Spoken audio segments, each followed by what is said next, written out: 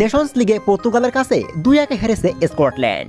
স্কটল্যান্ডের প্রথম গোলটি আসে 7 মিনিটে, সেই গোলটি করে ম্যাকটমিনি। এরপরে 54 মিনিটে ম্যাচে ফেরে পর্তুগাল। পর্তুগালকে প্রথম গোলটি উপহার দেন ব্রুনো ফার্নান্দেজ, যার মধ্য দিয়ে দুইটি দল সমতায় ফেরে।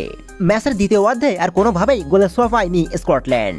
তাই তো 88 মিনিটে আরও একটি গোল এনে দেন পর্তুগালকে CR7। তাতেই জয়ের দরজায় পৌঁছে যায় পর্তুগাল। নেশনস লিগে ক্রোয়েশিয়াকে 2-1 হারিয়েছে পর্তুগাল। প্রথমার্ধে 7 মিনিটে প্রথম গোলের দেখা পান পর্তুগালের দালত।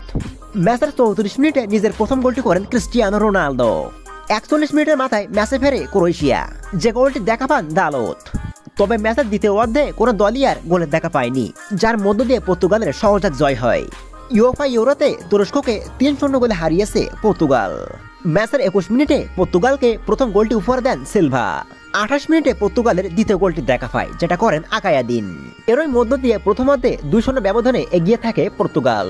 ম্যাচের 56 মিনিটে পর্তুগালের তৃতীয় গোলটি উপহার দেন ব্রুনো ফার্নান্দেজ। এরপরে আর কোনোভাবেই ম্যাচে ফিরতে পারেনি তুরস্ক, যার মধ্য দিয়ে 3-0 এক দাপটীয় জয় পেয়েছিল পর্তুগাল।